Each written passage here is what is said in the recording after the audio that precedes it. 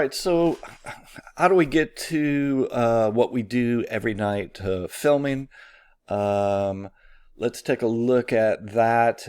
Tonight is just going to be an overview. This week's module will just be an overview, and then we're going to dig down a little bit deeper. But for those that don't know, we have a couple different roles in the web series. So one of them is as showrunners, and showrunners just mean you Chris and I are equal partners in everything that gets in the series. We bless. So this is what we're going to go with. Here's the final cut, and all the way back on how those things happened, we're responsible for. That said, then we have specific roles in the production. And what we do is we switch roles when we switch episodes. So the way that we have this set up is it's an 8-week production cycle.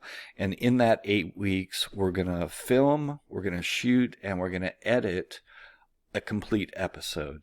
And what we were working on here was episode 3. And then for the second half of the semester, we were going to move into 4. And we have to get both done. And one of the ways that we found was more efficient to do that was to switch roles. So as a producer, your job is to pull everything together that we need. So locations, cast, wardrobe, props, all those things need to be pulled together for that night of shooting. Now, we have a lot of help in doing that, but the producer is, and even on a larger film, the producer is responsible for budget. So where we spending our money, we don't have any in ours, but if we did, the producer is making sure that we're staying up on our shoot days, our budgeted shoot days. And then the director is focused on what's happening in the frame that day, that night that you're filming. And oftentimes these two roles are at odds. It doesn't mean one is right or wrong. It's that they have, by the nature, the way that they're set up, they have conflicting goals. So as a producer, I want to bring my film in on budget and on time. And as a director, I want the very best scene that I can walk away with.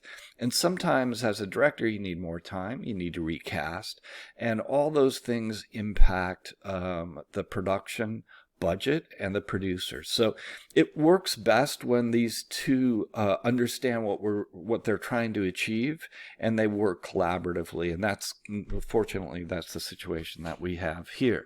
So that's our roles. That's what we're doing. When you see, as most of you do, when you see us on set, those are the two roles. Now, we split them up even a little bit greater because it is a class. And all the actors are from Chris's class. So Chris takes on another role in the production when we're filming, and that is to work with his actors.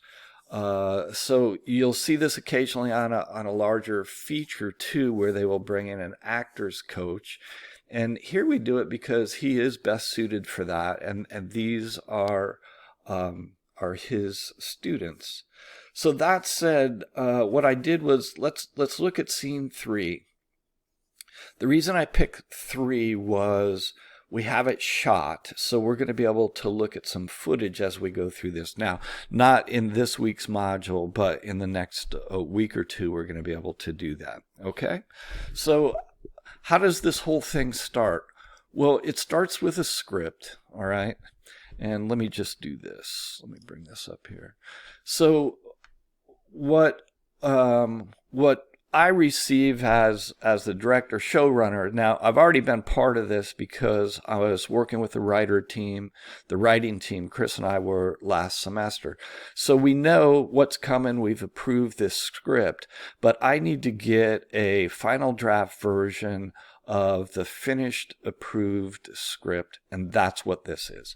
So I get that some point over the summer. and I start to work in episode 3. And the first thing that I have to do is read all of the script and then start taking notes about what we're going to do, because you can see here that the writers are putting in the script what they think is going on, and then I have to take and say, what can we shoot and how best can we get this done? So it starts with the script, and I'm going to go into this in detail in subsequent modules, but for this module, I just want to give you the overview. You read the script. Where does it start? Do you start marking stuff up? Do you start with a shot list? I don't. I go here. And this is a sketch. So the sketch is not to scale. It's really just for me. The other people that will use this is the DP and the assistant director. So I'm laying out the film or the scene this way, and in here I start to put camera placement.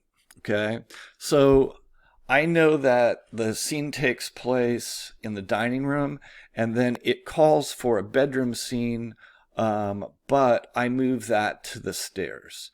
And I have an open shot. Instead of her walking down the hall and going into the bedroom, I change that. I ask for a couch as part of the set here. And I open with this shot. I move back to B. She walks around, comes up the stairs. They have their interaction here.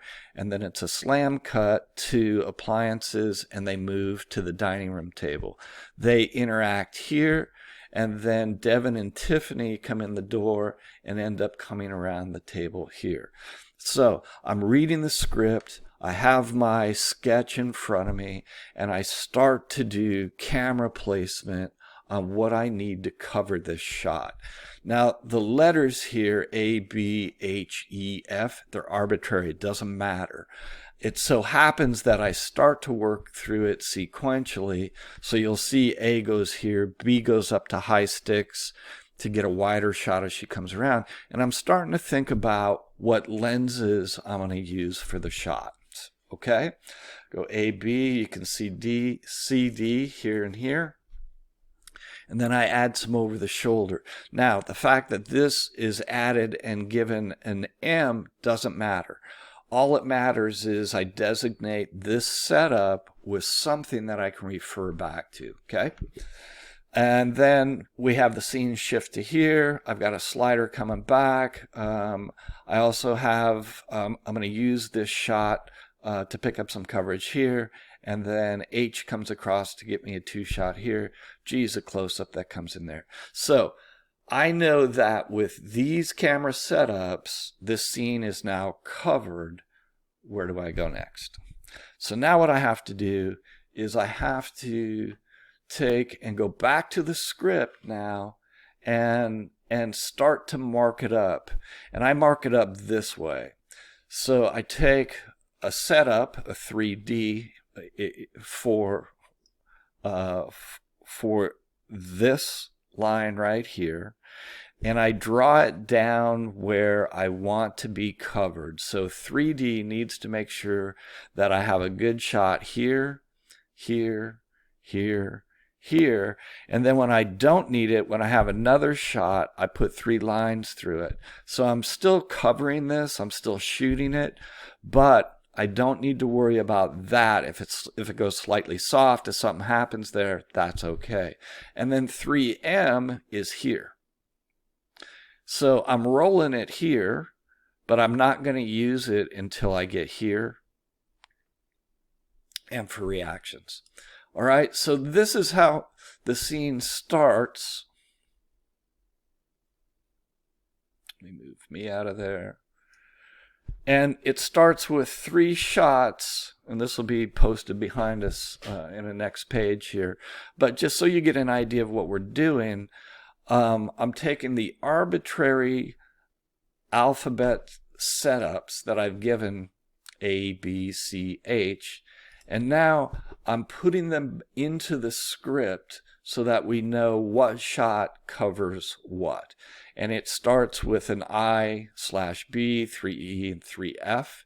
And then you'll see how it goes into greater detail in a second. But last thing I do is once the script's all marked, then I have to create a shot list. So I go back in here and I create this form. And this is everything that we're going to shoot. So if we were going to do, and we weren't, there's one step after this, but if we were going to try and film everything in scene 3, these are all the shots that I need to get. So here's the alphabetical arbitrary naming system that I've created. Here's the kind of frame. You could replace this with a lens size if you wanted to. Is there special equipment? Is there movement? And what script page does this happen on? Do I need any props? And that goes right here. Okay, so these are the basic forms. That's the basic process that I use. I feel more comfortable down here for some reason. And again, it's getting the script. It's mocking up a sketch, a bird's eye view here. It's taking and putting camera placement in all the positions that I'm going to want. And then it's going back and putting these script marks into the shooting or director's script. And this, and then the shot list is what's in my binder when we're filming for that particular night. When that's done, we should have a shot. That's what we're trying to do. And then when I have all these shots, this information goes to Isaac in the edit bay. He has a parallel or duplicate binder that I do, and he gets cards for what shots we've taken, and he then goes to his marked up script and his shot list, and he starts importing the footage. That syncs up with what's on the slate, and that tells him how to name these files. When we get all this stuff in, then he's going to be able to take and start to do a rough cut based on this information. And this tells him, I really want to be on this setup for this line. And I want to be on this setup for this line. So that's how we get from script to director's script, and then log sheets, and this setup is in the edit bay, and they're working on editing this scene while we then go to the next night, the next scene, and shoot that. All right, that's enough of an introduction, I believe, for this week. I'll get more materials. I'll set those up in PDFs that you can download behind this, the next page.